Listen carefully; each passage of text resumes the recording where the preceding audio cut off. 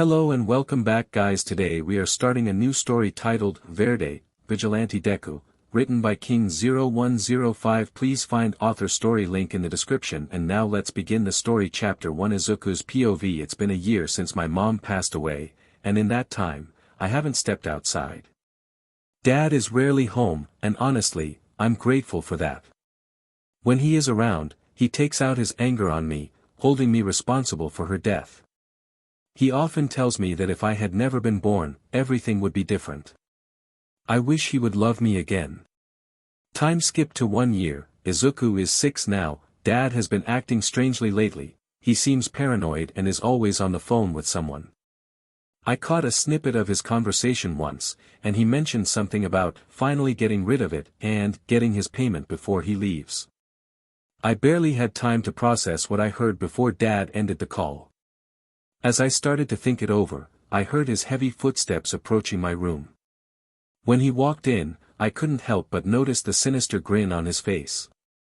He brought a rope with him and quickly bound me up. I was too weak to resist. Then, he carried me to the car. It was the first time in 2 years that I had seen the outside world, but I couldn't make out much since it was the middle of the night. We traveled for what seemed like hours until Dad finally pulled over in front of a deserted building. He got me out of the car and led me inside. Once we were in, I spotted a short cloaked figure alongside a man who appeared to be composed of purple mist. My father approached the man in the cloak and asked, "Do you have my money?" The hooded figure responded, their voice raspy, yet there was a youthful tone to it. "We have the money." He then glanced at me and added, "But this brat doesn't seem like much. What's going on? What do they mean? Who are these people?" Hisashi bragged, "To be honest, he's quite useless. He's a perfect target for my frustration. He can endure a lot, follows commands exceptionally well, and remains silent. He hasn't uttered a sound in years." Good. Kurojiri, give the man his money." The mist guy picked up a case and gave it to my father. "Thanks, I'm going now," Dad said as he turned and walked away. Suddenly, the cloaked figure stalked up to me and hit my head on the ground. Darkness enveloped me as I lost consciousness. Third-person POV. Izuku opened his eyes, his gaze quickly falling on the cold chains binding him to the wall. A rush of memories from the day before surged through his mind, overwhelming him. Izuku surveyed the confines of his cell, noting the patches of mold creeping along the walls and the metallic scent of iron that lingered in the air. Izuku directed his gaze toward the door as he noticed it slowly opening. A tall man with white and red eyes entered the room. "Ah, it's nice to see you awake." Izuku immediately began to tremble, terrified of what the man could do to him. "I am all for one, but you shall refer to me as Mstr. Now Midoriya, let's get to it, shall we?" AFO approached him with a mischievous smile, unfastening his chains before pulling Izuku along. AFO towed him through various corridors until they reached a set of imposing metal doors. With a firm shove, he swung the doors open, revealing what appeared to be an operating room. Inside, shelves were lined with an array of medical instruments, and a bright light illuminated the operating table. Next to it stood a cart brimming with surgical supplies. He strapped him tightly onto the table before walking out. A moment later, the heavy metal doors creaked open, and a short elderly man in a lab coat stepped inside. Izuku instantly recognized him as Dr. Garaki, his doctor from 2 years back. The doctor approached him, a friendly grin lighting up his face, sending a chill down his spine. "It's been a while, Midoriya. How have you been?" he asked with a hint of mischief in his tone. Izuku struggled against his restraints, causing the doctor to chuckle. "I nearly forgot the fact that you don't speak. I suppose that's a blessing in disguise. Now, if you could kindly stop struggling against the restraints, it would simplify things for me." He strolled over to the cart, picked up a clipboard, and began noting a few details. "Before we dive in, I need to perform a wellness check to ensure everything's in order." Izuku gave a hesitant nod, fear gripping him too tightly to resist. Once the doctor finished, he made his way to the cart and picked up a scalpel. He then moved towards Izuku, dragging the sharp blade along his arm. Izuku squirmed in agony, tears welling up in his eyes. The doctor repeated this a few times, switching blades constantly. He then shifted his focus to Izuku's legs, going through the same process once more. The 6-year-old's face was already drenched in tears, his features twisted in agony from the numerous cuts inflicted by the doctor. Dr. Garaki placed the scalpel on the cart, carefully wiping it with a cloth before gathering the necessary supplies to tend to Izuku's wounds. After meticulously bandaging each cut, he returned to the cart and picked up a needle filled with an unusual black liquid. Izuku stood still, his body trembling as he silently pleaded for someone to come to his rescue before the situation escalated further. The doctor paused for a moment, bursting into a hearty laugh, then flashed Izuku a mischievous smile before swiftly inserting the needle into his arm. Izuku stared in horror as the liquid began to seep from the needle into his body. The intense burning sensation was overwhelming. Tears streamed down his face as he felt as if he were being consumed by flames from within. With one final glance at Garaki, his vision blurred, and everything went black. Chapter 2 Third-person POV 3 long years. 36 endless months. 1,095 agonizing days.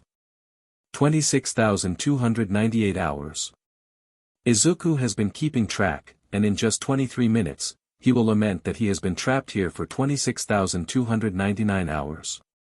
In the beginning months, Izuku lay helplessly bound to the table, a mere pawn in a cruel experiment. It was only later that he learned the truth that he was nothing more than a test subject, labeled as Project Nomu #how tragically ironic, isn't it? It seems that the peculiar substance injected into him during his initial encounter with that merciless room was merely a quirk. It wasn't anything remarkable, just a test, a cruel reminder of the reality he faced. The quirk he was gifted is called omnilingualism, the ability to speak and read all languages. Once Izuku received his first quirk, the doctor reshaped his very essence, stripping away the remnants of his humanity. Now, he can endure 3 weeks without water, a month without food, and astonishingly, 3 months without sleep. The consequences of these alterations are harsh, yet he has adapted to this grim reality. One particularly cruel side effect is the sluggishness of his healing. A simple paper cut, which would mend in a week for anyone else, lingers on his skin for a month, turning even the most trivial injuries into potential threats to his life. He is devoid of pain, trapped in a state of emotional numbness. His voice remains silent to the world, speaking only to himself in the quiet corners of his cell, a desperate attempt to cling to sanity. They changed him in ways he could never have imagined, implanting a device in his brain that heightened his senses to an extraordinary degree.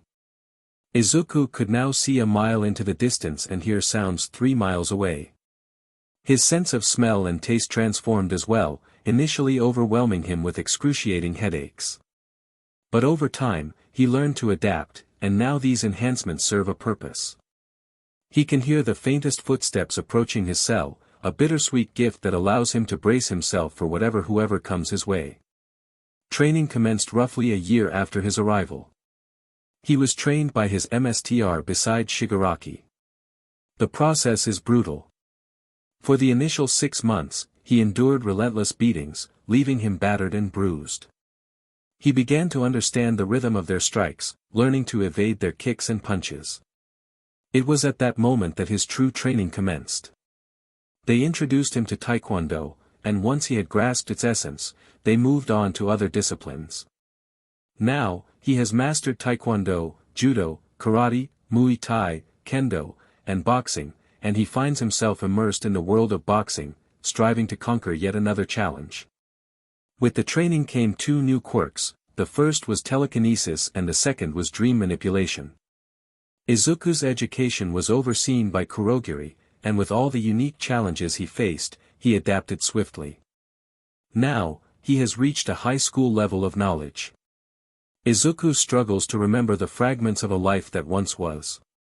He knows he must have had parents and friends, just like every other child, but the details elude him like shadows in the dark. What became of them? How did he find himself in this desolate place? The weight of loneliness presses down on him, leaving him to wonder if he is truly abandoned, trapped in this endless pain. Is there anyone out there, longing for his return, or has he been forgotten entirely? His mind is a whirlwind of memories of a family he can't barely remember, tangled with desperate dreams of freedom. He feels the weight of his own weakness, a heavy chain that binds him to this torment. Yet, a flicker of hope ignites within him. He clings to the belief that one day, he will break free from this nightmare. Katsuki's POV. It has been 5 long years since my best friend and brother, Izuku, vanished without a trace. 4 years have passed since they discovered Auntie Inko's charred and beaten body. It has been 2 long years since they declared Uncle Hisashi guilty of taking her life. When the police inquired about Izuku's whereabouts and what had transpired, he lost control. His voice rose in anger as he berated them, calling Izuku nothing more than a worthless burden. It's been 4 long months since the police deemed Izuku's case unsolvable and decided to close it. Mom was consumed by rage when she learned the news. The weight of it has been unbearable for all of us. She carries the burden of guilt, feeling as though she failed to assist Auntie in time. The shadows of blame loom over her, as she grapples with the loss of her best friend and the mystery of Izuku's disappearance. The kids at school think I'm super cool because of my awesome quirk. They say I will be a fantastic hero, and I really want that to be true. I've made up my mind, that I'm going to become the #1 hero for Izuku. With that kind of power, I believe I can find him, and no one will be able to stop me. I started training 3 months ago. I know it's a little early, but it feels great to be doing something special, even if it's just a little bit. I often catch myself analyzing and admiring the heroes, much like he did. I wish I could believe that he's safe, wherever he may be. There are moments when I imagine him finding joy in a life far removed from mine, perhaps even forgetting I exist. That idea ignites a fire of frustration within me. How could he move on so easily while I'm left here, desperately searching for him? I understand that feeling this way isn't good, but I can't stop myself. He was like a brother to me, and it makes me sad to think about him forgetting me. But I can't help but wonder, Izu, where are you? Chapter 3. Izuku's POV. Today is finally the day I break free from this miserable place. After 6 long years of studying every detail, I've learned the ins and outs of this prison.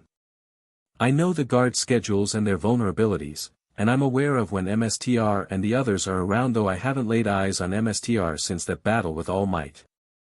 I don't know much about him, but it's clear that everyone here despises him, especially Shiggy. I've got 2 additional quirks over the past 3 years, energy manipulation and restoration, along with chronal manipulation. I've nearly perfected all my training, and I've become incredibly strong. I've even managed to defeat Shigaraki a few times. After those victories, they started using me to assess the strength of the other Nomus. It seems I'm the only successful human experiment still alive. Once my physical training was complete, the focus shifted to honing my mental resilience and weapon skills. The weapon training was surprisingly straightforward. I mastered the use of nunchucks, a bow staff, bow and arrow, daggers, knives, a WHP, shurikens, and several types of firearms. My accuracy is quite impressive. The mental training was grueling. They employed various forms of intense pressure to ensure I became nearly invulnerable.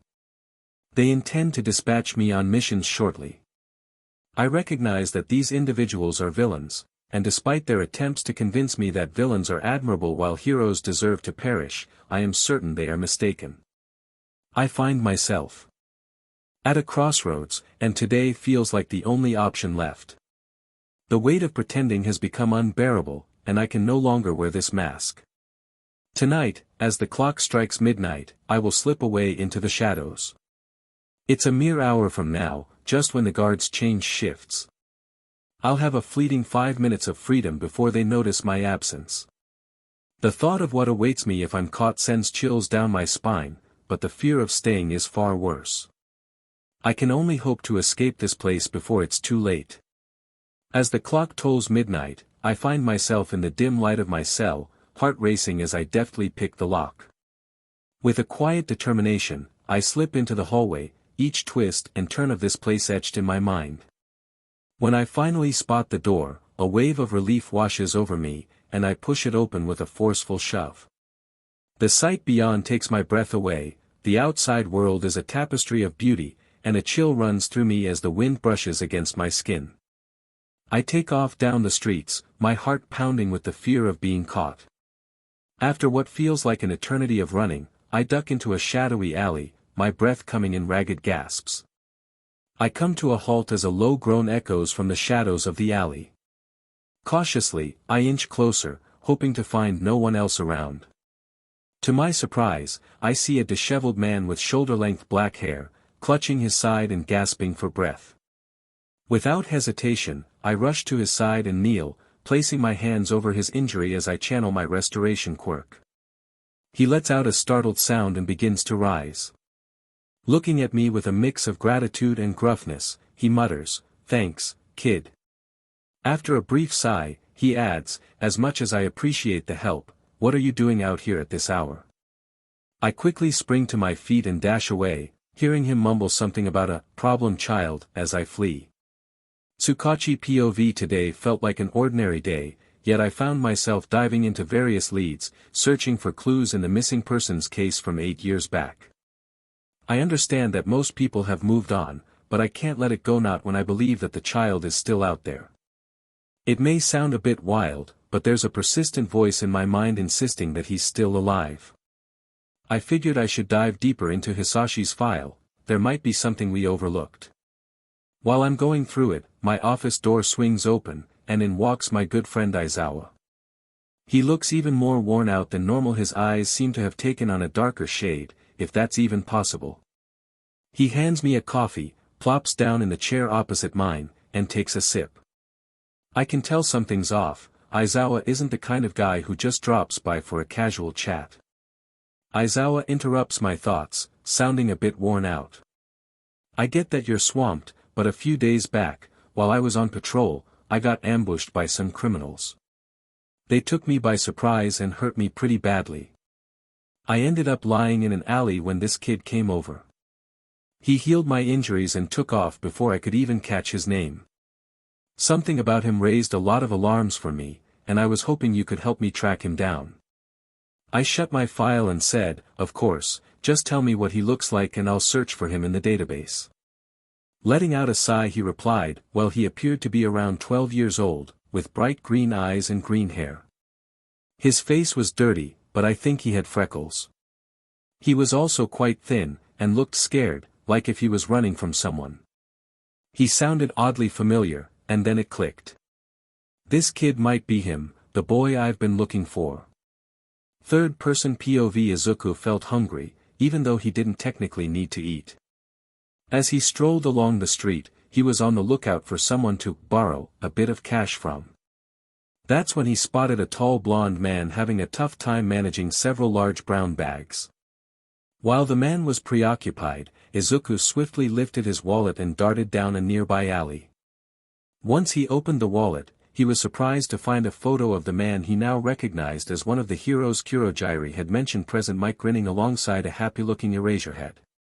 Izuku couldn't shake off the guilt as he gazed at the picture he had taken. Hearing present Mick's voice getting closer, he hurriedly shoved the money into his pocket and gently returned the picture to the wallet. With a swift motion, he flung the wallet back towards present Mike, giving one last glance at his second favorite hero before taking off in the opposite direction. Chapter 4. Third-person POV. 8 months later, Izuku found himself employed at a quaint little cafe. The owner, Ms. Akemi, was a sweet elderly woman whose quirk allowed her to heal any injury, no matter how severe. To Izuku, she felt like a grandmother, while her partner, Mr. Osamu, took on the role of a grandfather. The couple had been together for 3 decades, and despite being quirkless, Mr. Osamu brought warmth and wisdom to their little family. Even though Izuku had kept the shadows of his past hidden from them, they couldn't help but sense the weight of his unspoken story. They chose to respect his silence, refraining from probing or asking questions, waiting patiently for the day he might find the courage to share his past with them. A couple of months back, Izuku decided to step into the shoes of the Vigilante Verde. His debut as a vigilante stirred up quite a buzz among the heroes and the police. Over these 2 months, Izuku had even had a few encounters with his favorite hero, the underground legend Eraserhead. Izuku received his costume and an array of weapons from Mr. Kenji. Their paths crossed a month before his debut when Izuku stumbled upon Kenji one night, engaged in selling his weapons to various buyers. Intrigued, Izuku approached him with a request to create his costume. After a bit of convincing, the underground designer finally agreed. As the months passed, their bond evolved from a simple dealer-customer dynamic into a close-knit relationship resembling that of brothers. Changes were unfolding throughout the city as well. After the detective noticed the striking similarity between the boy Aizawa described and the one involved in his case, he delved deeper into trafficking rings and related issues in search of answers. He also had a conversation with Hisashi, but it yielded little information aside from Hisashi's admission of selling his son. He remained tight-lipped about the identity of the buyer. Aizawa, who had previously worked on the Izuku Midoriya case years ago, decided to assist Tsukaushi. He started to inquire in neutral zones frequented by underground heroes seeking information. It was there that he discovered an unnamed group that had lost a valuable creation and was offering a substantial reward for its return. The duo was also tasked with investigating the new vigilante known as Verde. So far, all they had gathered was that Verde is frequently spotted with a lollipop in his mouth, and after defeating each villain, he leaves behind a single black rose. When locals were questioned about him, they mentioned that he appeared to be surrounded by a green aura. Additionally, witnesses noted that this vigilante never utters a word and is exceptionally kind, often seen picking up litter and helping out in the community when he's not busy fighting criminals. Verde has become a beloved figure among the residents, with many refusing to share any details about him, particularly those he has rescued. Even Aizawa, who had encountered Verde on a few occasions, remarked that the kid never initiates a fight and is an exceptional fighter. All in all, the duo is struggling to get a single lead in both cases. 2 years later, Katsuki POV. I awake to the obnoxious sound of my alarm ringing in my ears. Today's the day. The day I've been preparing for my entire life. I got out of bed, practically buzzing with excitement. After a quick shower, I threw on some clothes and headed downstairs. There my old hag was, making breakfast in the kitchen. Ever since Auntie passed and Izuku went missing, we've become a lot closer. After I finished breakfast, I headed over to Auntie's grave. I make it a point to visit her now and then, updating her on Izu's case or just sharing what's happening in my life. I get it, it sounds odd, but I feel like I owe Izu something. After finding her stone, I crouch down in front of the grave and lay a flower I bought earlier. Hey Auntie, I know it's been ages since I last visited. I was busy with training for the entrance exams today, but I know that's no excuse. They still haven't found any clues about Izu's whereabouts. I'm sorry. I promise I'll become a hero and find him, no matter what it takes. I just hope he's doing alright. Anyway, I'm off now. The old hag says hi and plans to come see you later. Bye, Auntie. And with that, I'm off to UA. Time skip to after exams, teacher's POV. It is evident that we have an exceptional new cohort of students this year. Does anyone wish to contribute any thoughts before we conclude? Nizu remarked, his beady black eyes gleaming with an emotion known to all the UA staff. Aizawa grumbled, why do I have to put up with that little grape pervert in my class? He's got zero chance of becoming a hero. I understand your perspective, Aizawa, yet I believe we should allow the child an opportunity to prove themselves. Aizawa sighed heavily at that. Did you catch that spiky blonde? His explosion quirk was rad, Present Mike exclaimed with his usual flair. Midnight exclaimed, totally. When he took down that zero-pointer to save that girl, it was such a turn-on. He's got some serious potential. 13 chimed in, it wasn't just the boy, the girl was great too. The way she offered to share her points with him to make sure he got in, was really sweet of her. It was highly irresponsible on his part. He put not only the examinees at risk but also himself. His excessive use of his quirk was evident, especially in the way he clutched his wrist at the conclusion. He requires adequate training, and his actions were undeniably impulsive. All Might speak with a stern tone. Certainly, but isn't that the main purpose of the hero course? Cementos voiced. I'm pleased to hear all of your thoughts on your future students. The meeting has concluded. Wishing you a wonderful day ahead. Looking forward to seeing you later. Nizu stated, casually sipping from a teacup that seemed to appear out of thin air. With that, the meeting came to an end. Chapter 5 Katsuki POV. We're heading to USJ tomorrow, and shitty hair and dunce face won't stop blabbering about it. They're all hyped up, but I have this nagging feeling that something will go wrong. I can't be the only one sensing it, even that hobo teacher seems a bit twitchy. And whatever this uneasy vibe is, I can't shake the thought that that DMN pervert has something to do with it. Izuku POV. I've been keeping an eye on the LOV for a few months, and while they still scare me, I have a feeling something big is about to happen. If that's the case, I want to be part of the effort to take them down. I noticed some posters around town recruiting for a job related to them. Right now, I'm tailing one of the villains who's set to meet with the LOV, and I'm hoping to gather some intel on what's coming next. I've heard that there are plans to target Class 1A while they're on a field trip to USJ.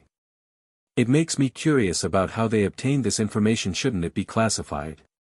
As I near the deserted building where the meeting is taking place, I spot Shiggy and Kurojiri alongside a short person sporting purple ball atop his head. What's that kid doing here? Hold on, isn't that one of the 1A students, Mineta, or something like that? Alright, so hear me out, but I may have managed to hack into UA a few weeks back.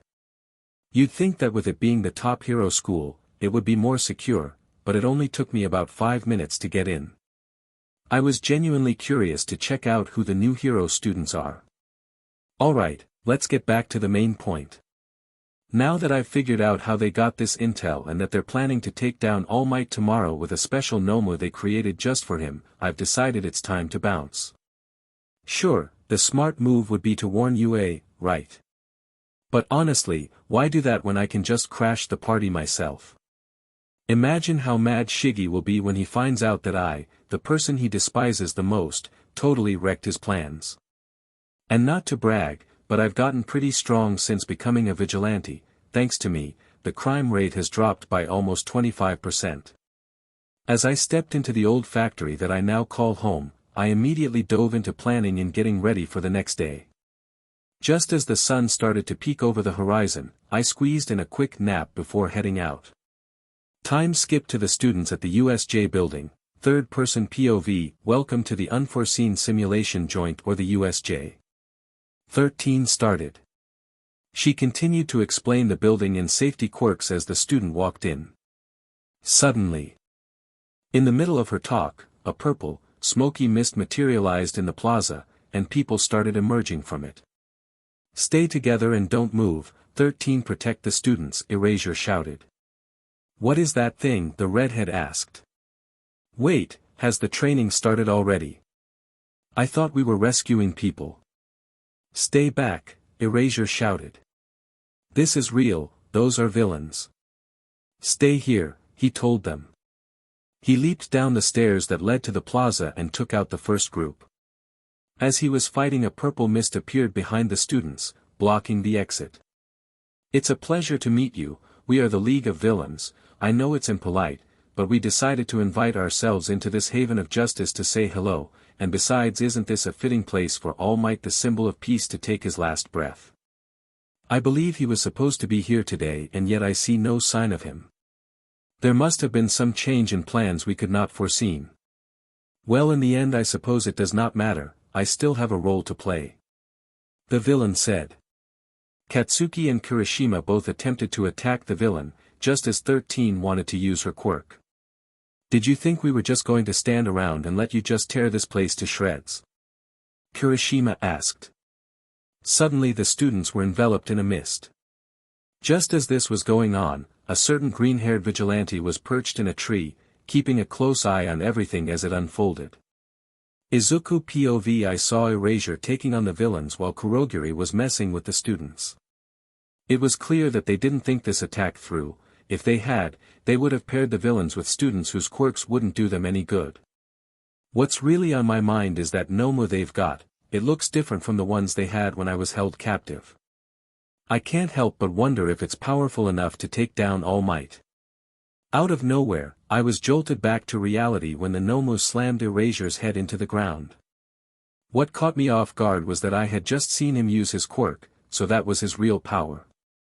A shiver ran down my spine at the thought that it could take down All Might. I mean, I'm not his biggest fan, but I still think he's a decent hero. What do you think of him, Eraserhead? He's the bioengineered anti-symbol of peace, but you can call him Nomu. I quickly pulled up my hood and leaped silently from my perch in the tree. In an instant, I sprinted toward the Nomu and landed a solid kick right in its stomach. It went flying across the building and slammed into the wall. Out of nowhere, the Nomu reappeared, and we jumped right into a brawl, exchanging kicks and punches. It felt like a dance, with neither of us landing a solid hit, as the other was always ready to counter or dodge. After about 5 minutes of this back and forth, I suddenly heard a loud bang coming from the entrance. I glanced away for just a split second, and out of nowhere, I got slammed right in the gut. The sound of my ribs cracking echoed through the building as I was sent crashing into the wall. I saw All Might sprinting toward the Nomu and thought he had it covered, so I rushed over to Erasure and scooped him up. I began pulling him toward the entrance, with a few students trailing behind me.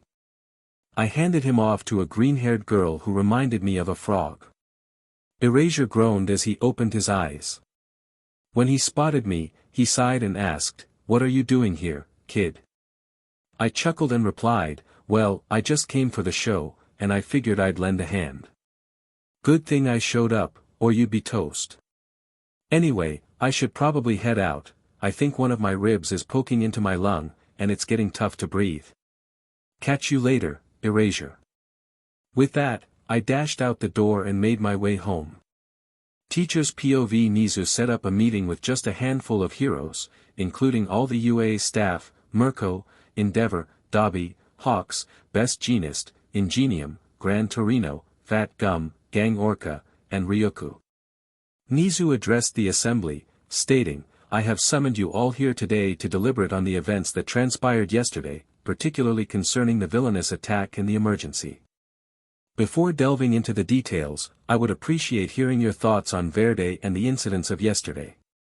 All Might bellowed, "Villanui's a villain, completely out of control and nobody wants him around. He needs to be captured and thrown behind bars."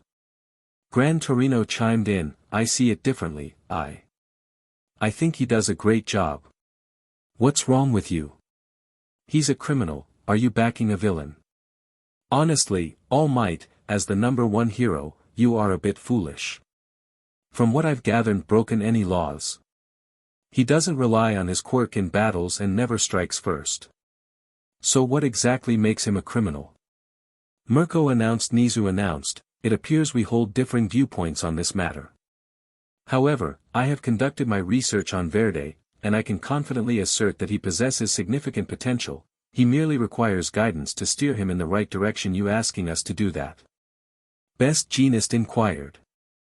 Nizu stated, "I am planning to initiate a Vigilante redemption program at UA, and I wish to select him as my inaugural candidate." "Let me guess, you already have everything set up. And you just need us to get him?" Erasure grumbled. "Quite know me quite well, Aizawa." Nizu beamed. "Do you so happen to know who Verde is?" Lunch Rush inquired. "Indeed, I do possess such information, but before revealing it, I must request that All Might depart. Given your strong opposition to Verde, I believe it is in his best interest for you to be absent for his safety," Nizu stated. "What? Do you think I give a DMN? I'm going to take him down, and there's absolutely nothing you can do to get in my way." Aprasithan then proceeded to storm out of the conference room. "It is now imperative that I request each of you to commit to keeping this information confidential and not sharing it with anyone else." Everyone acknowledged Nizu with a nod, too frightened to cross regarding Verde's identity. He is known as Izuku Midoriya, a 15-year-old boy.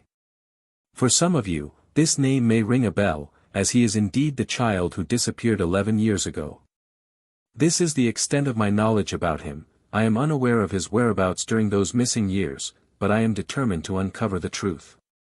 Chapter 6 Aizawa POV. It's been 3 days since he spoke to me, real words, not just ASL.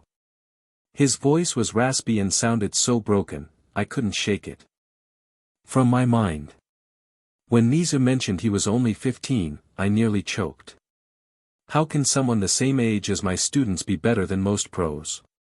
It makes me wonder what on earth happened to that kid during those 11 years he was missing. I was out on my patrol when I heard some ruckus. Naturally, I dashed over to check it out and spotted Verde, the kid who's been stuck in my head for the last 3 days. I watched him take a hit from some villain's quirk, and he started to sway like a leaf in the wind. But, he still managed to take the villain down, tied him up, left a rose, and then bolted. I figured I should follow him to make sure he was alright, and I'm glad I did, because not even a minute later, he collapsed on a rooftop. I scooped the kid up and realized he was burning up with a fever and looked like he hadn't eaten in days. I called my husband to give him a heads up so he wouldn't freak out when I got home. Then I made my way back. As soon as I stepped inside, the kid started to stir. When he opened his eyes, he jumped out of my arms and got into a fighting stance. The kid was too weak to stand, though, and his legs gave out, sending him crashing to the floor. Zashi rushed over, laid him on the couch, and gave him some food and medicine.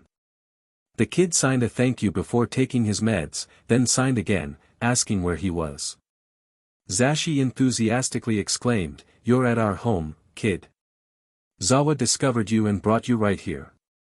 Problem Child glanced at me before signing, "Thank you, I should probably get going though. Goodbye." He attempted to get up, but I shoved him back down. I let out a frustrated sigh and grumbled, "Listen, Problem Child, you're sick. You're staying put until you're better.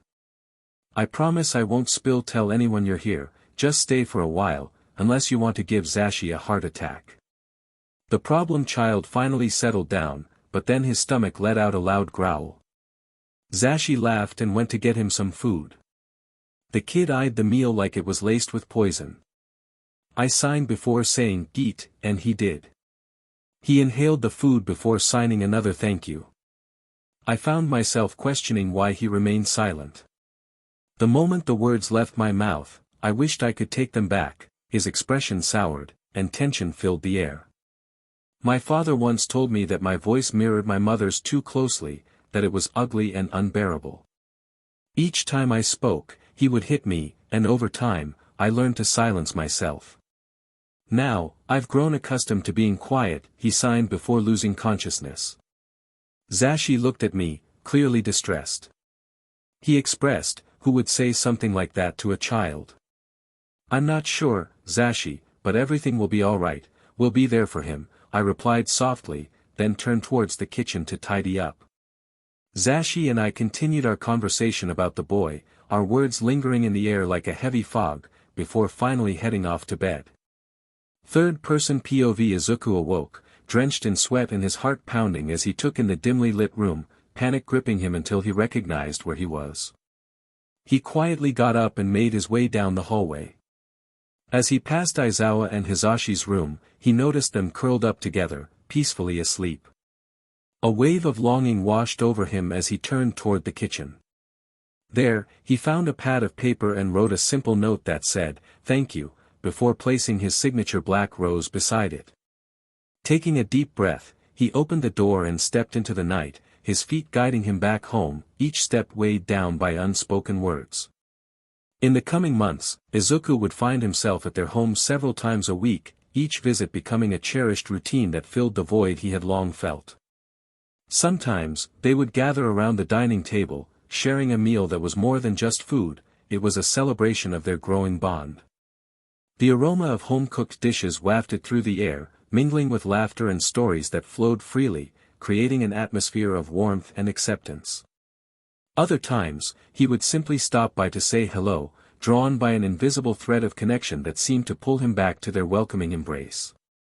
As the days turned into weeks, Izuku began to let his guard down around the two men, gradually seeing them as parental figures who offered him the love and support he had yearned for. It was a slow process, but with each shared moment, he felt the walls he had built around his heart begin to crumble. He even started calling them Dad and Papa, words that felt foreign yet comforting on his tongue. The first time he uttered the word Papa, Hisashi squealed as tears started to stream down his face, a mix of joy and longing flooding his heart. In that moment, he felt a sense of belonging that he had never experienced before, a realization that he was no longer alone in the world. A few months prior, Midnight had unexpectedly shown up one night, startling Izuku with her sudden presence. Her vibrant energy and playful demeanor had initially caught him off guard, but as time passed, he found himself warming to her as well. She had a way of making him feel seen and valued, her laughter ringing like music in his ears.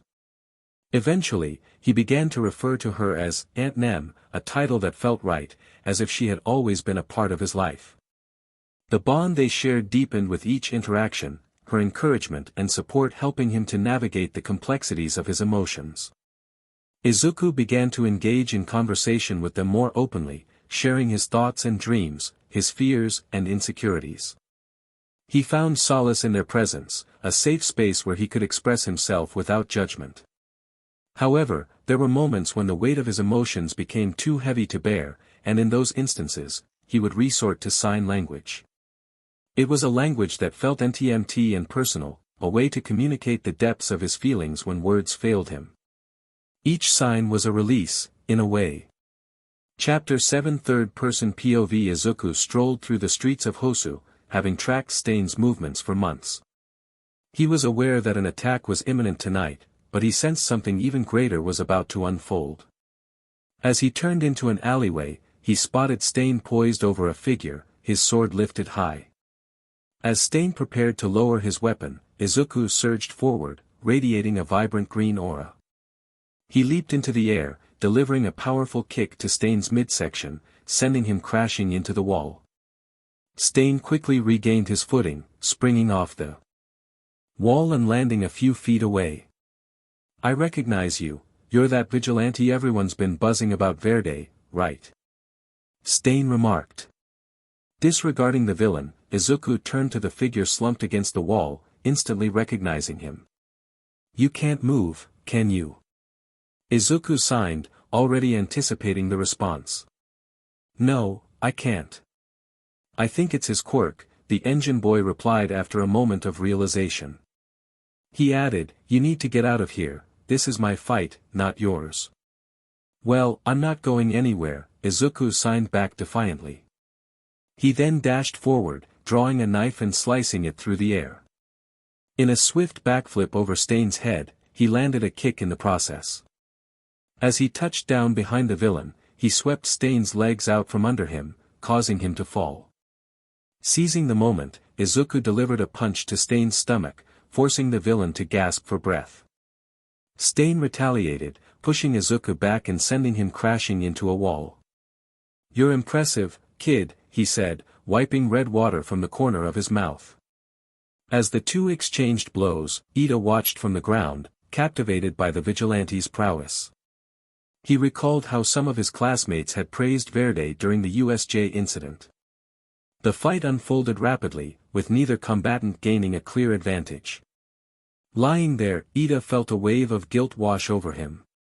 Although he yearned for Stain to pay for what he did to his brother, Tenya recognized that his thirst for revenge had led him into this predicament.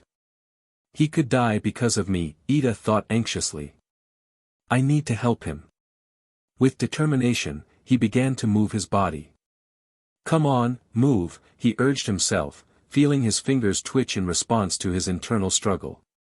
"That's it," he thought as his legs jerked slightly. Izuku and Stain's movements have started to slow down, despite Izuku's years of training and his ability to fight for hours on end. His stamina, however, is not at its peak. They resume their battle, but this time Verde shifts his focus from evasion to offense. As the fight intensifies, Stain observes the young hero closely. The hero killer can't help but notice the way Izuku carries himself. It's as if he has faced countless battles and is impervious to pain. Izuku attempts a kick at Stain, but his fatigue creates an opening. Stain seizes the opportunity, swinging his sword toward Izuku's leg. Sensing the danger, Izuku uses his telekinesis to halt the blade, enveloping it in a green aura. He leaps out of Stain's reach, gasping for breath as he releases his quirk. His mind races, searching for a strategy, aware that another mistake could lead to injury. He can't afford to let that happen, but Stain's voice interrupts his thoughts. "Why are you holding back?" Stain inquires. "What?" Izuku signs in confusion. Ida pauses, intrigued by their exchange. "You're holding back," Stain insists. "I don't know what you're talking about," Izuku signs, diverting his gaze to a wall. He has always struggled with lying, and his response only deepens Ida and Stain's confusion. This is a life-or-death situation, yet the vigilante refuses to unleash his full potential. "You're a terrible liar," the hero killer remarks, frowning. Izuku grits his teeth, frustrated not with Stain but with himself. As much as he wishes to conceal his true abilities, it's proving futile. Of course, he's holding back. He has been trained for years to be a killer, to take lives without regard for age or family.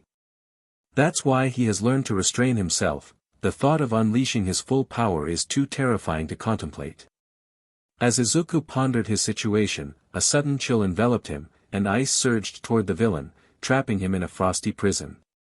Turning around, Izuku spotted Endeavor alongside his youngest son. He exhaled deeply, realizing he had been holding his breath all along. He placed a black rose on the ground before he quickly scaled the wall, concealing himself in the shadows before leaping onto the roof, and crouching at the edge. From his vantage point, he observed Endeavor confidently approach the villain, delivering a swift blow to his neck that rendered him unconscious. After securing the villain with HNDCFFS, Endeavor called for backup, glancing up to make eye contact with Verde, flashing him a wink and a smile before finishing his call. Verde watched as the Halfie moved toward Ida, crouching down to assist him. Just as Izuku was about to make his exit, a piercing screech echoed, and he felt sharp talons dig into his shoulders. Looking up, he saw a Nomu carrying him toward a portal. Before he could react, Stain swooped in, taking down the Nomu and catching Verde as he fell. Gently, he laid Verde on the ground before succumbing to unconsciousness once more. Endeavor rushed toward the vigilante, unintentionally calling out his name in a moment of desperation. Izuku, who had not heard his name spoken in what felt like an eternity, froze in shock. Panic surged through him, and his hands instinctively flew to his head, gripping and tugging at his hair as his breath quickened and his vision began to fade. Memories of his past began to resurface. Just as the world around him started to dissolve, he felt strong arms envelop him, offering a sense of safety. The warmth of the fire user wrapped around him like a comforting blanket, but it was not enough to keep him from slipping into unconsciousness. Endeavor berated himself for his foolish error, a heavy weight of regret settling in his chest as he gently lifted the child and placed him in the ambulance. Chapter 8 Third-person POV Izuku stirred awake, greeted by the sharp scent of antiseptics and the soft beeping of a monitor. As he blinked his eyes open, he took in the stark white walls of the room surrounding him. He propped himself up, yanked the 4 out of his arm, and swung his legs over the side of the bed. Glancing down, he noticed he was wearing a hospital gown. He scanned the room and spotted his clothes. After grabbing them, he headed to the bathroom to change. Once he stepped out, he noticed a clock on the wall displaying the date, and it hit him he had been stuck here for 3 days. He glanced over at the sound of the door creaking open. To his surprise, it was his dad and Papa. His Papa let out a joyful squeal upon spotting Izuku and dashed over to wrap him in a warm hug. Meanwhile, his dad walked over to the chair next to the bed and gestured for Izuku to take a seat. Izuku perched on the edge of the bed, shooting his dad a puzzled look. Aizawa let out a sigh, ready to explain. But before he could, Zashi jumped in with enthusiasm. "Sho and I are going to be your teachers." How cool is that? Izuku glanced back and forth between them, clearly confused, and signed, "What?" Before either could answer, Nizu suddenly appeared, dropping down from the air vents in the hospital room. "Am I a mouse, a dog, or a bear? All you need to know is that I'm the principal, and you are the inaugural participant in my rehabilitation program at UA. It commences tomorrow, and Aizawa and Yamada will assist you in preparing and gathering all the necessary supplies." Nizu exclaimed. Before he turned and exited the room, the atmosphere was pretty still. Then Aizawa broke the silence, grumbling, "Well, I suppose that's one way to tell the kid." That pulled Izuku out of his thoughts. "What?" he signed, a hint of irritation showing on his face. "Zuku, let me break it down for you. A few days back, when you fainted, Endeavor brought you here and reached out to Nizu. Once word got out that you were here, some folks wanted to lock you up, but we, on the other hand, wanted you to have your freedom. So, Nizu came up with a different plan. Shu and I would take care of you, and you'd get to go to UA. It seemed like the best choice at the time. We get that you might be feeling frustrated, but we just ask you to think it over." Hisashi said. After a short pause, Izuku whispered, "Fine." Time skipped to next day. Izuku trudged toward the cafe where he had spent countless hours over the past few years, a place that had become a second home to him. He needed to talk to Ms. Akemi and Mr. Osamu about his acceptance into UA and the changes in his schedule that would follow. The couple lived just above the cafe, and they had given him a key long ago for emergencies, a gesture that now felt heavy with foreboding. As he climbed the stairs, a strange, metallic scent filled the air, making his heart race. He hurried to the apartment door, fumbling with the key as dread settled in his stomach. When he finally pushed the door open, the sight that met his eyes shattered his world. He fell to his knees, a scream escaping his lips, echoing in the silence of the room. The apartment was in disarray, furniture overturned and glass shards glinting ominously on the floor. But it was not the chaos that drove him to despair, it was the sight of his chosen family, his dearest friends, lying lifeless among the carnage. Their bodies were marred with wounds, pooling around them, a horrific testament to the violence that had unfolded.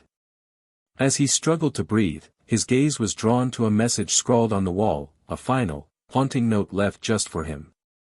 The chilling phrase, "They're next," was scrawled in crimson across the wall, a haunting reminder of impending doom.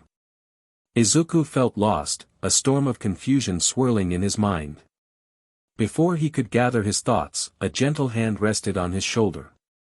He looked up to find Hawks, his expression heavy with concern and sorrow. The sight of the older hero crouching down to his level, enveloping him in a warm embrace, stirred something deep within Izuku. At first, he froze, unsure of how to respond, but soon he melted into the hug, tears streaming silently down his cheeks, soaking into Hawks's shirt. Time seemed to stand still as they held each other, the world around them fading away. After a few moments, Hawks released him, helping Izuku to the sidewalk where he settled down, his heart still aching. With a sigh, Hawks pulled out his phone, knowing he needed to reach out to Eraserhead. He had witnessed the turmoil surrounding the UA incident just days before and understood the weight of responsibility resting on the shoulders of the heroes who cared for Izuku.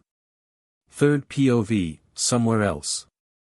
As Aizawa waited for his problem child to arrive, the rest of the class was abuzz with excitement about meeting Verde. They were eager to thank him for his assistance at the USJ and were curious to learn more about him. Everyone was surprised to find out that Verde was only 15, just like them. Some even wondered what had influenced his journey. At that moment, they all silently resolved to reach out and befriend him. Aizawa was losing it. Izuku was supposed to show up 10 minutes ago, and yeah, it might seem a bit over the top to stress about just 10 minutes, but if you know Izuku, you know he's never late. Aizawa was just about to call Izuku when his phone buzzed with a call from Hawks. Not in the mood to talk with the overgrown chicken at the moment, Aizawa hit decline. But when the phone rang again almost instantly, he figured he might as well pick up. Aizawa grumbled, "What? Eraserhead, thank goodness you picked up. I've got a bit of a situation that might involve a certain green-haired vigilante, the voice on the other end rushed. Aizawa sighed, clearly irritated. What's going on? Okay, so I was out on patrol when I heard this scream. Being the hero I am, I went to check it out. But when I got there, I saw something. Well, I think you should come see for yourself. Oh, and don't forget to bring your husband, Izuku will need him. Before Aizawa could respond or ask for more details, Hawks hung up.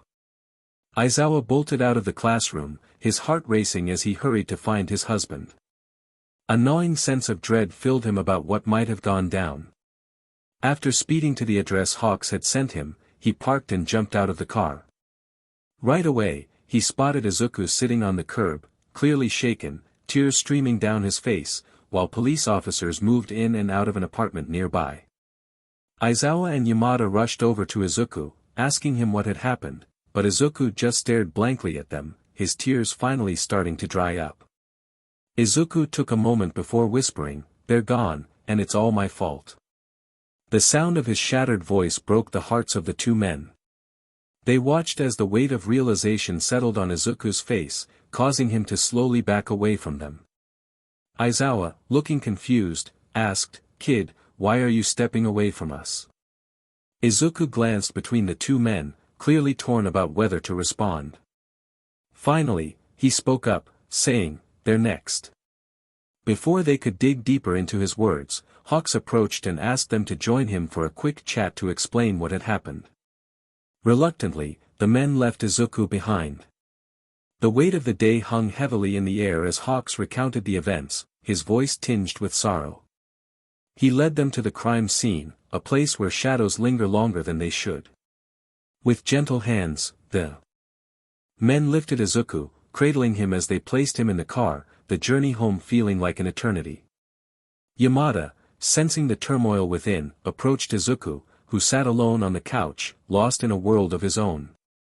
Meanwhile, Aizawa dialed Nizu, his heart heavy as he explained the grim details, knowing they would be spending the day cocooned in their home. What began as a brief call stretched into a lengthy conversation, Nizu offering advice and reassurance, urging Aizawa to bring Izuku in the following day. When Aizawa finally stepped into the living room, he found his husband and son curled up together on the couch, the weight of the world momentarily lifted as they drifted into a troubled sleep. Chapter 9 Katsuki's POV. Mr. Aizawa told us that Verde is joining our class for some rehab nonsense. He's supposed to be strong, so I might as well challenge him to a fight. Who knows, maybe he'll help me train. While pondering that, I could hear the class buzzing about him, and Raccoon Eyes even dared to say she hoped he was cute. Ugh. 10 minutes have gone by since the caterpillar made that ridiculous announcement. He's losing his grip, and the rest of the class seems to be. Suddenly, his phone starts ringing, but he chooses to ignore it. When it rings again, he finally answers. Mr. Aizawa keeps a completely expressionless face while the class is in chaos, making it hard to hear anything. Then, unexpectedly, the hobo bolts out of the classroom, leaving everyone confused. 5 minutes later, the door swings open with a dramatic flourish, and All Might stride in, his presence instantly commanding attention. His trademark grin is plastered across his face, but there's an intensity in his eyes that sends a ripple of apprehension through the room. "Alright, everyone. Time to gear up. Hero costumes on, and let's move out to ground beta." His voice booms, echoing off the walls, leaving no room for hesitation. As we scramble to comply, the atmosphere shifts from casual chatter to a frenzied rush. It's common knowledge among us students that when All Might is the sole instructor, we're in for a grueling session. He has a reputation for pushing us to our absolute limits, and today is no exception.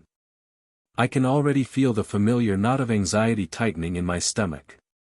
He has a unique way of testing our resolve, like the time he withheld water until the very end of class, forcing us to endure the grueling exercises while parched and exhausted.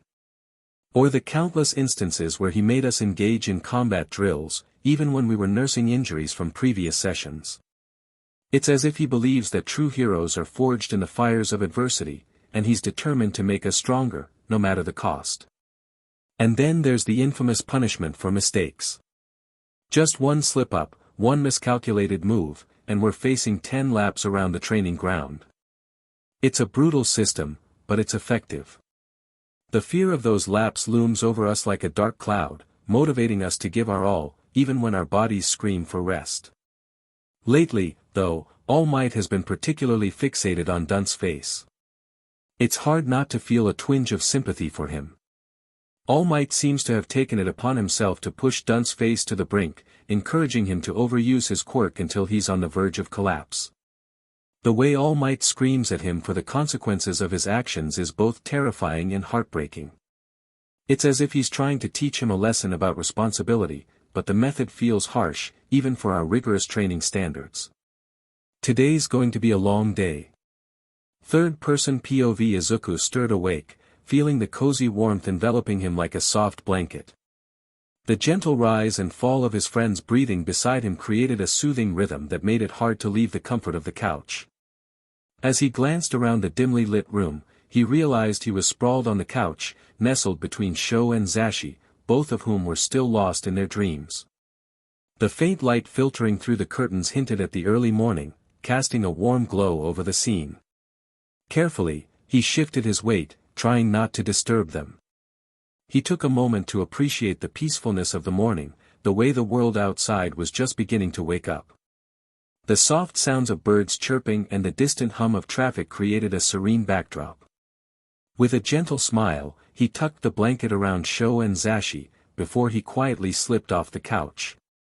Once on his feet, Izuku stretched his arms overhead, feeling the satisfying crack of his joints. He tiptoed toward the kitchen, the familiar scent of coffee and breakfast lingering in his mind. As he entered the kitchen, he was greeted by the sight of the sun rising higher in the sky, casting golden rays across the countertops. Izuku set to work, pulling out ingredients from the fridge. He decided on a hearty breakfast, fluffy scrambled eggs, crispy bacon, and a side of toast. He hummed a soft tune as he moved about the kitchen, the rhythmic clinking of pots and pans creating a comforting melody. The sizzle of bacon in the pan filled the air, and he couldn't resist a little smile when he thought about those mornings spent helping the elderly couple, whipping up breakfast, and getting the cafe ready for the day. Just as he was finishing up, he heard the soft shuffle of feet behind him. Turning around he saw Zashi rubbing the sleep from his eyes, a sleepy smile spread across his face. "Morning Izuku. What's cooking?" His papa yawned. "Good morning. Just making some breakfast." "You're in for a treat, now if you wouldn't mind waking Dad up, breakfast is done." Hizashi walked over to the couch to wake his husband while Izuku busied himself with setting the table.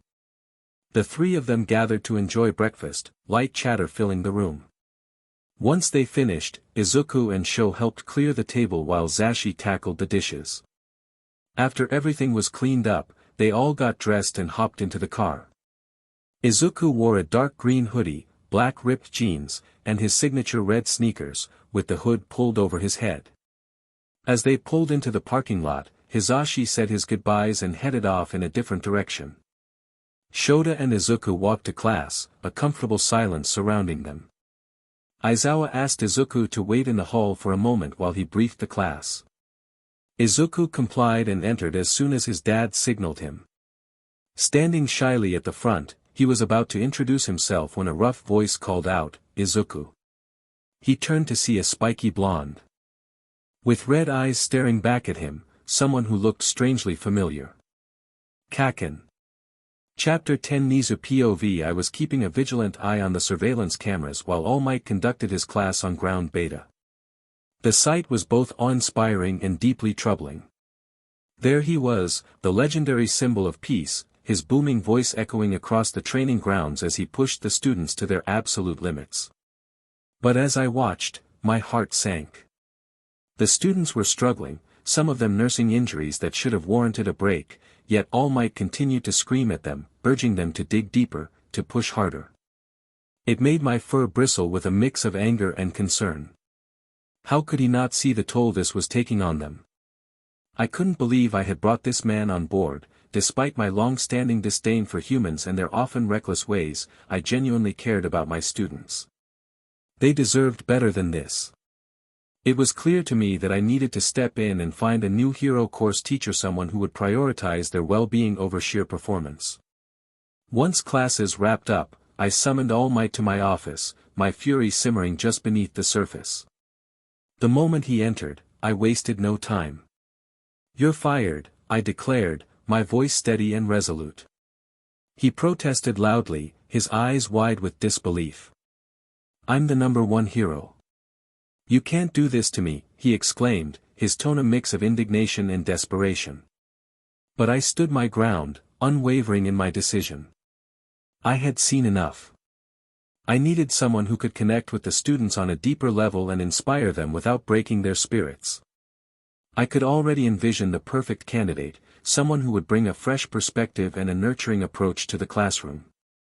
On another note, I couldn't shake the feeling of betrayal that lingered in the air. I had allowed that traitor into our school, and I should have listened to Izawa when he sensed something was off. His instincts had always been sharp, and I had let my guard down. Thankfully, Verde had tipped us off about Mineta being the traitor before the situation escalated further. I felt a wave of relief wash over me at the thought. Verde was a fantastic kid, and I had no doubt he would make a great hero one day. I was genuinely looking forward to his arrival tomorrow. I couldn't wait to see how sharp his mind was and to share some knowledge with him. Who knows, he might even lend me a hand with a few things. Chapter 11 Third-person POV. Kaken, the Greenette murmured. Bakugo ran over to Izuku and wrapped him in a tight hug, tears streaming down their faces. The scene left everyone else puzzled, except for one boy with indigo hair sitting quietly in the back. After a brief moment, they finally let go of their hug, only to hear someone clear their throat from behind. They turned to see a boy with indigo hair. "Hey Zuzu," he said casually. "Hito. You get into UA. That's awesome." Izuku signed with a smile. "Yeah, it was tough, but I owe it to you for helping me pass the exams." Izuku was about to respond, but Aizawa interrupted him before he could say anything. Aizawa then chimes in, his voice cutting through the chatter of the classroom, "So, who else in this class knows Izuku?" The question hangs in the air for a moment, and then Shoto, Ida, and Uraraka all raise their hands enthusiastically. Aizawa lets out a long, exasperated sigh, a hint of a smile tugging at the corners of his mouth as he introduces Izuku to the class. "This is Izuku Midoriya," he says, his tone softening slightly. "Just so you're aware, he's my son kind of unofficially, but still. Anyway, Izuku doesn't say much, so if you can sign, go ahead and raise your hands." The entire class raises their hands. The words hang in the air, and a wave of surprise washes over the students. Izuku's face turns a deep shade of red, his embarrassment palpable as he fidgets in his seat. The class bursts into laughter, the sound echoing off the walls, and they all head to their seats, the atmosphere light and filled with camaraderie. Once the laughter dies down, Aizawa clears his throat, his expression shifting to one of seriousness. "Now, I have some news to share," he begins, his voice steady. "All Might was let go yesterday." A murmur of shock ripples through the classroom, and Aizawa continues, "I apologize for not catching it sooner. I know he did a lot to all of you." He pauses, allowing the weight of his words to settle in. "But I want you to know that if you need anything, you can come to me. I'll handle it." The class nods, their expressions a mix of concern and determination. Aizawa takes a moment to gauge their reactions before shifting gears. "Now, let's talk about the upcoming final exams," he says, his tone becoming more upbeat. "Those who pass will get the opportunity to go to camp." At the mention of camp, the classroom erupts in excitement, students exchanging eager glances and animated whispers about what the experience might entail. The energy in the room is infectious, and even Izuku, still blushing from earlier, can't help but smile at the thought of the adventure ahead. Just then, the door swings open, and Ectoplasm walks in, his presence commanding immediate attention. "All right, class.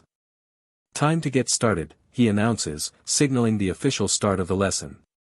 The students quickly settle down, their excitement simmering as they prepare for whatever challenges the day may bring. Time skipped to lunch. During lunch, the atmosphere buzzed with excitement as everyone eagerly gathered around a table to chat with Izuku. The air was filled with laughter and the clinking of utensils as they settled in, each student eager to share their quirks and get to know the boy who had quickly become the center of attention. One by one, they introduced themselves, showcasing their unique abilities with pride. When it was finally Izuku's turn, he felt a wave of shyness wash over him. He cleared his throat, his cheeks flushing slightly as he mentioned his name, but when it came to revealing his quirk, he hesitated. The table fell silent for a moment, the anticipation hanging thick in the air. Just as he was about to speak, the conversation shifted, and everyone began to share their experiences with Izuku instead. "Hey, how do you know Bakugo?" one of the students asked, glancing at the usually boisterous boy who had been unusually quiet since hugging Izuku. Katsuki, sitting close to Izuku, shifted slightly, his expression unreadable. Izuku looked down, fidgeting with his hands. I'm not sure," he signed. The admission surprised Katsuki, who raised an eyebrow, clearly taken aback. Izuku continued, his mind racing as he tried to piece together the fragments of his past. "I don't have many memories from before I turned 6, he continued to sign. But when I saw Katsuki, I felt this connection. It was like a flashback, and I remembered playing with him at a park. We were just kids, but I can't remember much else." The room fell silent for a moment, the weight of Izuku's words hanging in the air. It was a revelation that left everyone pondering the significance of their shared pasts. Breaking the silence, Shinso spoke up, his voice steady as he shared his own story. "You know, 10 months before the entrance exams, I had a rough day. I was walking home when some bullies from my school attacked me. I thought I was done for it, but then Izuku showed up out of nowhere. He stood up to them, and I ended up making a friend that day." The group listened intently as Shinso continued, "He helped me understand that my quirk wasn't villainous. I always thought it made me a bad person, he even offered to train me, which is how I ended up here." The class was taken aback, and a few of them even went over to reassure Shinso, saying his quirk was impressive. Then, Todoroki and Ida jumped in to share their story about meeting Izuku in Hosu. When it was Uraraka's turn, she recounted an incident from a week before school started. She was heading home at night after shopping when some guys tried to mug her, but Verde, aka Izuku, came to her rescue. Izuku was chilling in the teacher's lounge, waiting for his parents to wrap up their work so they could head home. He was lounging on the couch, reflecting on the day's happenings, a smile creeping onto his face. Just then, his Aunt Nem strolled in and spotted him. "How are you liking it here, kiddo?" she asked. Izuku paused for a moment, his grin widening before he sighed happily. "I think I could get used to this." Chapter 12 Izuku's POV. I found myself trapped in that dream once more, the one that slips through my fingers like sand, leaving only fleeting memories that fade away too quickly. It feels different from the ordinary dreams that come and go, this one carries a weight, a significance I can't quite grasp. In a desperate attempt to hold on to its fragments, I've begun jotting down whatever I can recall in a notebook. I cling to the hope that one day, I'll gather enough pieces to form a complete picture. There's an unsettling sense that this dream holds the answers I seek, and I can't shake the feeling that it's crucial to my understanding. I make my way to school today, feeling the weight of the morning on my shoulders. Dad and Papa had to leave early for a staff meeting about the new teachers, 2 of them, they said. As I walk, an unsettling sensation creeps over me, as if unseen eyes are tracking my every step, yet when I glance around, there's nothing but empty streets. I think maybe if I take a few detours, I might uncover the source of this eerie feeling. After what feels like an eternity, I finally arrive at UA. I can't shake the worry that my absence might cause a stir. As I step into the classroom, the noise of chatter abruptly halts, and a heavy silence envelopes me. All eyes turn in my direction, and I can feel the weight of their stares. Third-person POV. Mr. Aizawa, where's Deku? Uraraka's voice cut through the tension. Yes, exactly. It's quite concerning that he's late, he never misses class. Ida added, his worry palpable. One by one, the students began to chime in, their voices rising in a cacophony of panic. The noise escalated until Aizawa could take it no longer. Shut up, he bellowed, his piercing red eyes locking onto each student, his raven hair seeming to float ominously around him. The room fell silent in an instant. I have no idea where Izuku is dash, he was abruptly interrupted. What do you mean you have no idea? Isn't he your son? Doesn't he live with you? Kaminari exclaimed, his voice laced with disbelief.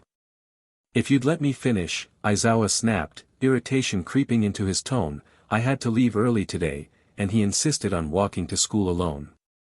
Now, you all stay here, I'll be back soon. With that, he stormed out, leaving chaos in his wake. Panic erupted among the students. 20 minutes later, the door burst open, revealing a disheveled boy in black joggers and a green hoodie, his hood pulled up, making it hard for the class to recognize him at first. Panting and out of breath, he yanked down his hood, scanning the room for someone specific. Not finding who he sought, Izuku turned to leave, but then someone shouted, "Where the hell have you been, you DMN nerd?" Izuku turned to face Katsuki, ready to respond, but before he could, his dad appeared behind him, clearly furious. His dad grabbed his arm and pulled him into the hallway, shutting the door behind them. Explain, Aizawa said, his voice low but firm, a hint of concern flickering in his eyes. Izuku felt a knot tighten in his stomach as he prepared to communicate his fears. He signed to his dad, his hands moving quickly but deliberately, sharing that he felt like someone was watching him, an unsettling sensation that had lingered since he left the house. It had compelled him to take a longer route to school than he had planned, a detour that felt necessary for his peace of mind. I'm sorry, he signed, his brow furrowing as he continued. He even asked if his dad thought it was connected to Ms. Akemi and Mr. Osamu's killer, the recent tragedies that had shaken the young boy. Aizawa let out a heavy sigh, rubbing his temples as if trying to ease the weight of the world resting on his shoulders. Don't stress about it right now, he said, his tone softening slightly. We can talk later. For now, just head to class and keep this between us, alright? Izuku nodded, feeling a mix of relief and anxiety as he returned to the classroom, the door clicking shut behind him. The rest of the day passed in a blur. The class went well, the lessons engaging enough to momentarily distract him from his worries. But during lunch, the atmosphere shifted. His friends bombarded him with questions, their curiosity piqued by the earlier exchange with his dad. They leaned in, eyes wide, eager for any hint of what had transpired. Come on, Izuku. What was that all about? Uraraka pressed her voice a mix of concern and excitement. Yeah, you looked serious.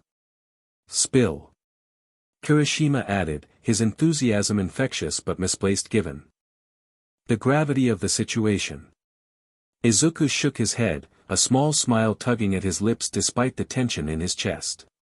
He wasn't going to spill any details, not when he felt so uncertain himself. The conversation shifted as his friends began to speculate about the new teacher they had heard rumors about. Do you think they'll be like All Might? Ojiro asked, with a hint of worry. Or maybe they'll be cool, like a pro hero. Uraraka chimed in, her eyes sparkling with hope. Yeah, someone who can actually teach, Shinso added. As the heroics kicked off, everyone was gathered at Ground Gamma, eagerly waiting for the teacher to show up. Izuku, who had done a bit of hacking earlier, was the only one in the know about who was coming, and he was pumped to see them again. While the other students were busy gossiping and even placing bets on the identity of the guests, Pro-Hero Endeavor and his son Dabi made their entrance. Gasps filled the air as Izuku rushed over to them and hugged them. Dabi playfully messed up his green curls, grinning as he said, "It's been a while, kiddo. How have you been?"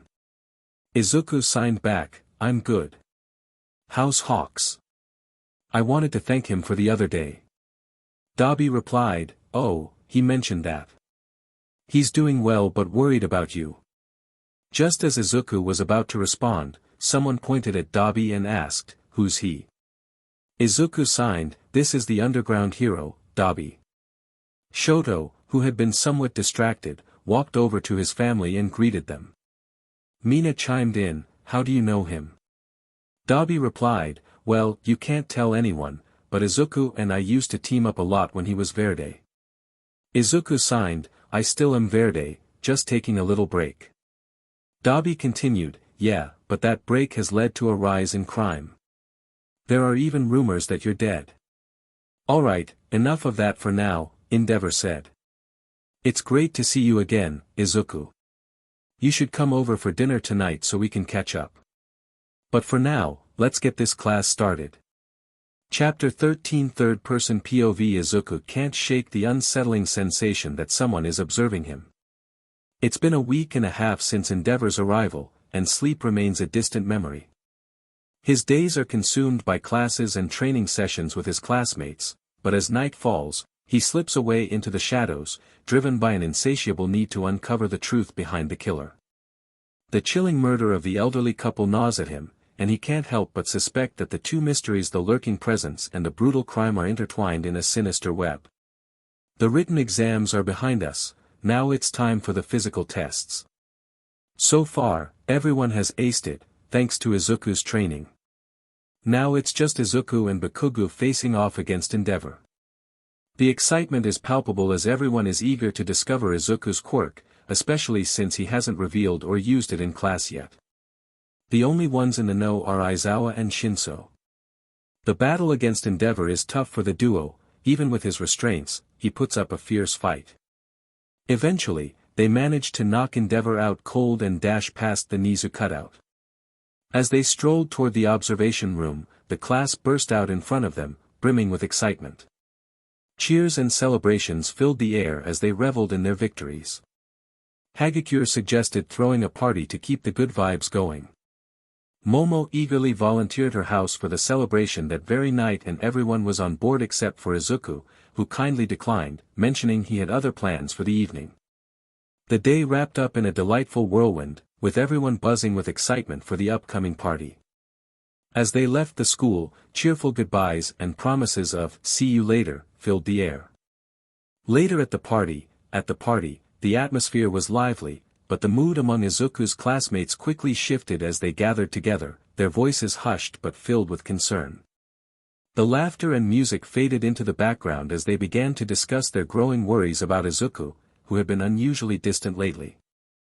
Shiro, leaning against the wall with his arms crossed, broke the silence. "He seems really on edge, almost like he's anticipating an attack," he pointed out, his voice filled with worry. His brow furrowed, reflecting the unease that had settled over the group. Tsu, ever observant, chimed in with a frown. "He has noticeable dark circles under his eyes, so he probably hasn't been sleeping well." Her tone was serious, and she glanced around at her friends, gauging their reactions. Tokoyami, his voice low and steady, added, "He's been keeping to himself as if he's afraid something might happen to us." The shadows around him seemed to deepen, mirroring the gravity of his words. Ida, always the diligent one, interjected with a hint of frustration, "He's been arriving late to class every day, which is quite uncharacteristic for a hero." His glasses glinted in the dim light, emphasizing his earnestness as he adjusted them. Bakugo, standing off to the side with his arms crossed, rolled his eyes at Ida's comment. "Who cares about being late? He's acting like a total loser," he scoffed, but even he couldn't hide the flicker of concern in his eyes. Sato, the gentle giant of the group, expressed his worry with a soft voice. "He hasn't been eating much either, and that's alarming." He looked down at his hands, remembering the last time he had seen Izuku pick at his food during lunch, barely touching it. Shoji, always perceptive, mentioned, "During lunch and free PRDS, he just vanishes. Even when I use my quirk to locate him, it's like he completely disappears." His multiple arms gestured animatedly, emphasizing the strangeness of Izuku's behavior. Jiro, who had been listening intently, noted, "He's been mumbling more and scribbling in his notebook constantly. It's hard for me to ignore, especially with my quirk." She rubbed her temples, recalling the times she had overheard him talking to himself, lost in thought. Aoyama suggested they should try to decipher what he's writing, but Shinso reminded them that Izuku writes in a code he created, making it impossible for others to understand. The class discussed more of their concerns before agreeing to bring up their worries with Mr. Aizawa in the morning. Somewhere in Mizurufu, Izuku donned his vigilante attire, a surge of determination coursing through him as he set out to confront Viper, the ruthless killer of the elderly couple. With stealth, he slipped through his window, careful not to disturb the pro-heroes resting in the adjacent room. For a week and a half, he had meticulously tracked Viper's movements, piecing together a chilling pattern that hinted at where the killer would strike next. As the night deepened, Izuku finally spotted Viper lurking in the shadows, poised to attack an unsuspecting victim. With a swift leap from the rooftop, he landed silently behind the villain, adrenaline pumping through his veins. In a split second, he hurled a rock at Viper's back, causing him to spin around in surprise. "Why have you been following me, Viper?" a distorted voice echoed from the darkness. "Ah, I was wondering when you'd finally show up. I'm going to make you watch as I destroy everyone you care about. I'm going to make you pay for imprisoning my brother," Viper hissed, venom dripping from his words. Without warning, Viper lunged, fists flying as the two engaged in a fierce battle, each landing blows and dodging attacks with relentless fury. Just when it seemed Izuku had the upper hand, Viper drew a knife, plunging it deep into Izuku's side before he even realized the danger. But as dawn broke, casting a golden light over the scene, Izuku summoned every ounce of strength left within him. With a final, desperate push, he overcame Viper, the fight reaching its CLMX just as the first rays of sunlight pierced the horizon. Izuku secured the unconscious man with deft knots, his heart racing as he texted his favorite detective. After recounting the harrowing events, he settled onto the rooftop, the cool morning air wrapping around him like a shroud as he awaited the detective's arrival. 10 minutes ticked by, each second stretching into eternity, until headlights pierced the darkness. A police car pulled up alongside a sleek sedan. Officers swarmed the fallen villain while Verde slipped into the detective's vehicle, and they drove off toward the precinct. At the station, Izuku laid bare everything he knew about the villain. Tsukachi nodded, determination etched on his face as they planned to raid the villain's lair the following day. Izuku lingered, his eyes glued to the interrogation room, absorbing the tension that crackled in the air. The officers were a mix of astonishment and unease, some whispering in disbelief. Many had been rescued by Verde or knew someone who had been saved by the elusive Vigilante. It was surreal to see him stroll through the station, exuding an air of authority, yet a sense of dread loomed. Verde bore a deep gash on his side, a wound he seemed oblivious to, as if the pain was a mere afterthought in the face of the night's events. Chapter 14 Third-person POV. Izuku trudged through the corridors of UA, still clad in his vigilante outfit, oblivious to the seeping from his wound and soaking into the fabric. The halls were eerily quiet, most students already tucked away in their classrooms, leaving him to navigate the solitude of his pain. Unbeknownst to him, a pair of wide eyes had caught sight of his disheveled form, panic rippling through the onlooker. When he finally reached Class 1A, he pushed the door open with a heavy heart, but the world around him began to blur. Just as he staggered, he felt the warmth of strong arms catch him, a fleeting moment of safety before darkness enveloped him completely. Class POV. Class had started 10 minutes prior, yet an unsettling silence hung in the air. Aizawa was still absent, and so was Izuku.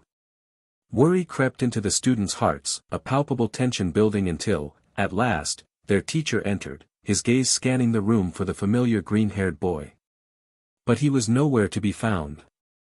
Chaos erupted as the class surged toward Aizawa, voices overlapping in a frantic rush.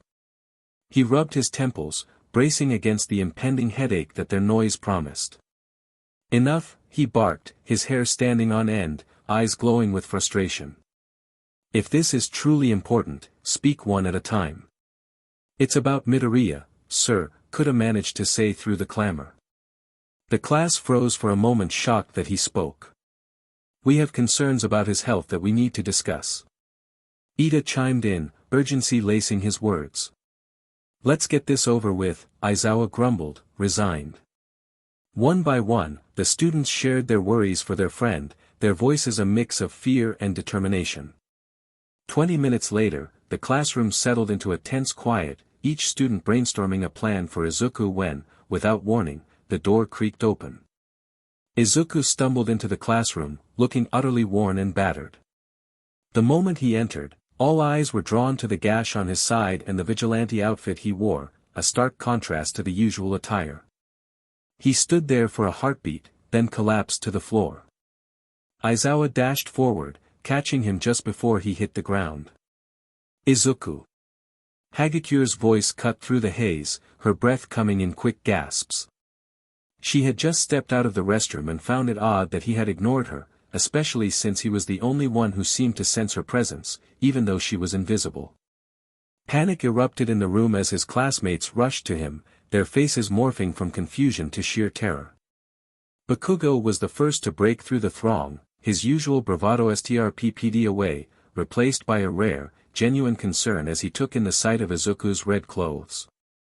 "What the hell happened?" he demanded, his voice sharp yet tinged with worry. "I don't know. He just came in like this. I saw him in the hall when I was leaving the bathroom." Hagikure stammered, her hands shaking uncontrollably as she fidgeted nervously. Ida stood there, watching the chaos unfold in the classroom, his heart racing as the sounds of panic echoed around him. Ida watched the class. That was all Aizawa had said before he hurried out, cradling Izuku in his arms, his expression a mix of determination and concern. "If you think we're sticking around here, you're sorely mistaken, Ida. Now, move." Shinso barked, urgency lacing his voice. The intensity in his eyes was unmistakable, a reflection of the fear that gripped them all. "Aizawa told me to keep an eye on you all, and I intend to do just that. But I'm worried about my friend too, so let's form a single file line and head to the nurse's office calmly." Unfortunately, the class ignored Ida's plea, bolting out of the room in a frenzy, their shouts and footsteps echoing down the hall like a stampede. The sight of his classmates rushing past him, fueled by adrenaline and fear, left a frustrated class president in their wake. Ida clenched his fists, his mind racing with thoughts of responsibility and leadership. He had always prided himself on being the voice of reason, but in moments like this, it felt as if his words were lost in the chaos. As they finally reached the nurse's office, the atmosphere shifted from frantic to frantic. The door swung open, revealing a battered and bruised Izuku lying on the nurse's bed, his wounds slowly beginning to heal under recovery girl's watchful care. The sight of their friend in such a vulnerable state sent a wave of panic through the class, prompting them to erupt into a cacophony of worried voices, each one trying to get a glimpse of Izuku or shout questions at recovery girl. "Is he going to be okay? What happened to him? We need to do something." The noise was overwhelming, and recovery girl, her patience wearing thin, shooed them away with a wave of her hand. "Enough. I can't concentrate with all of you crowding around like this. Give me some space." Only Bakugo and Shinso remained, unable to be persuaded to leave. Bakugo's fists were clenched, his usual bravado replaced by a rare vulnerability as he glared at the floor, his mind racing with thoughts of what had happened. Shinso stood beside him, his expression a mix of concern and determination, his eyes fixed on Izuku as if willing him. Bakugo marched over to the chair near the door and plopped down, his eyes still fixed angrily on the floor. Shinso cautiously approached the chair next to Izuku, his heart racing with the fear that even the slightest sound might shatter the fragile moment. He gently took Izuku's hand and rested his forehead against it. Looking up, he was struck by how pale and exhausted Izuku looked, a wave of sorrow washing over him. Izuku was usually so cheerful, always wearing a smile no matter the circumstances. Shinso tenderly ran his fingers through Izuku's hair, pausing briefly when he heard Bakugo grunt. He turned to meet Bakugo's gaze. The fiery-haired boy had noticed his feelings for Izuku. In his typical overprotective manner, Bakugo issued a stern warning to Shinso, threatening him with dire consequences if he ever hurt Izuku or made him cry. With that, Bakugo stormed out of the room, leaving a bewildered Shinso behind. It was only then that Shinso recognized his feelings for Izuku, a blush creeping onto his cheeks. He laid his head down beside Izuku and drifted off to sleep, feeling a mix of confusion and warmth.